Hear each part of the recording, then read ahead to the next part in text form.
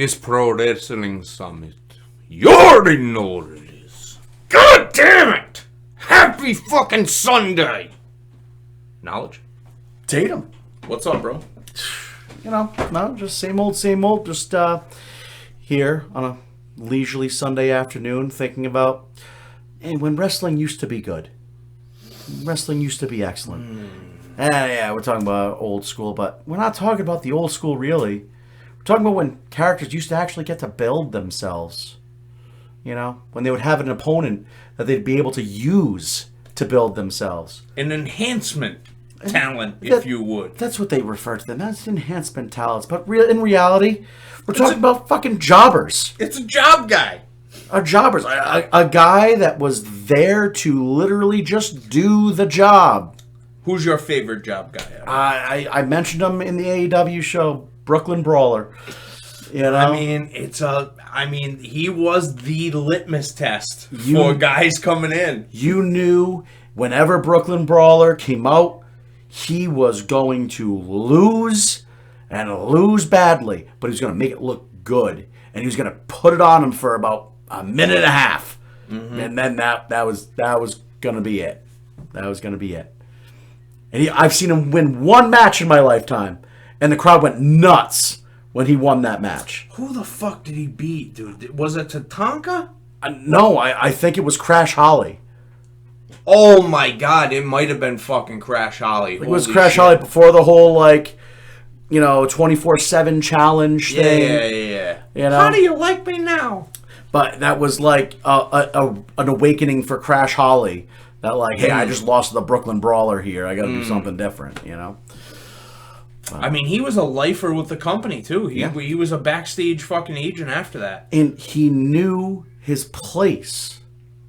Yeah, he's there to enhance the fucking talent. Make your opponent look good. It does not matter if you look good. Make your opponent look good. That's it. And you just don't have.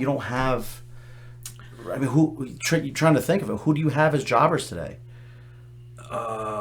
Independent talent that works on the underneath card of Dark and fucking Elevation, that type of shit. But you have 3 hours of a show that you could fill out with people taking on jobbers that at least a couple of matches per episode. You know what I mean? But instead, it's more odd promo segments that don't make sense or goofy little segments that don't make sense. Yeah.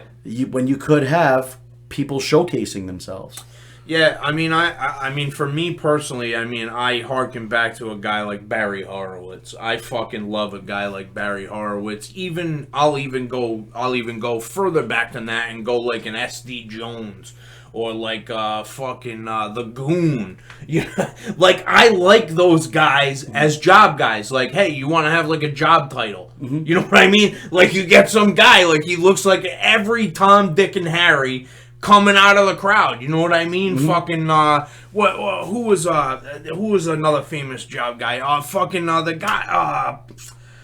I think of Mikey Whipwreck in ECW. Who wasn't really a job guy though, because he won the fucking World Heavyweight Championship. Well, he was, and then he was. I'm gonna die. That. Yeah. That was great. He was, and then he was elevated to a bigger spot. But the genius of Paul Heyman. Right. Because Mikey Whipwreck, he was a jobber, and people would just go nuts for him. And Paul Heyman saw an opportunity there, and he seized it. But, Well, kind of like Spike Dudley, though. Spike Dudley was billed as, the runt of the Dudley litter. Yep. And he ended up getting over and not being really a job guy. He won some really big matches. Yep. He didn't win the world title or nothing like that, but he a guy who could take a credible bump for somebody who's going to go out there and work his ass off. You know that he's going to work well with you, and if you're an undersized guy, that's the perfect fucking thing for you. He just did an interview where he mentioned that he had to convince The Undertaker to chokeslam him outside of the ring. The Undertaker didn't want to do it to him. And he was like, no, you have to do that. Yeah. And, that's jobber mentality. You need to pick me up over the ropes and throw me to the floor. You need to do that because you're going to look awesome if you do that. See, and that is where the mentality is gone from the business because it's now listen, it's always me. Okay, the business, that's what the business is about. But I think that people's egos are way more inflated now than they ever have been, and the whole world is all about me, not, oh, let's help you get to us. Right. It's just fuck you, me. Me.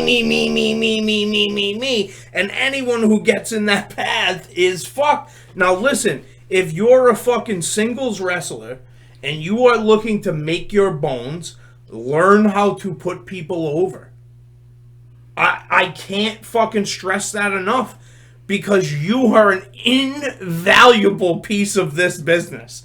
Invaluable. If you can be a hand, okay, what they call a hand in the wrestling business, or a mechanic, if you can be that person, you are going to always have a job working somewhere in the wrestling business because you understand that you have to put the other guy over.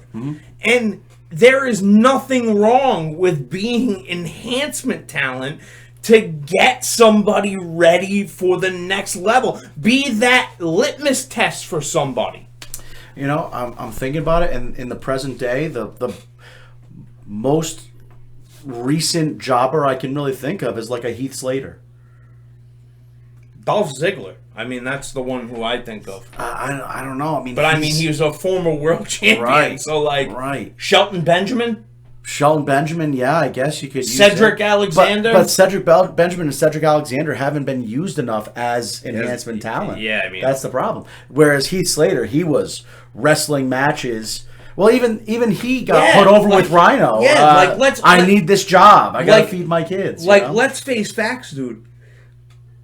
Jobbers don't exist. Jobbers don't exist. There's not, like, I am literally sitting here racking my brain trying to think of, like, a consistent guy who goes out there and does the fucking job. I mean, AEW has a couple of guys like that. The Wingmen, Pretty Peter Avalon, fucking Dolph Ziggler's brother there.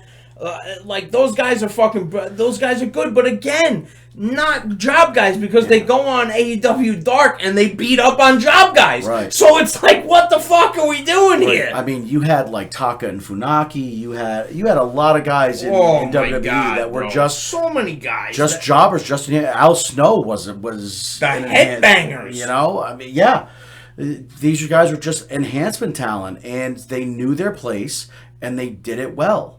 Duke, you know, the dumpster Droese. Yeah, I mean, that guy's clearly not going to win a championship. His name is Duke the Dumpster, like that. So you know your place and you just fulfill your role.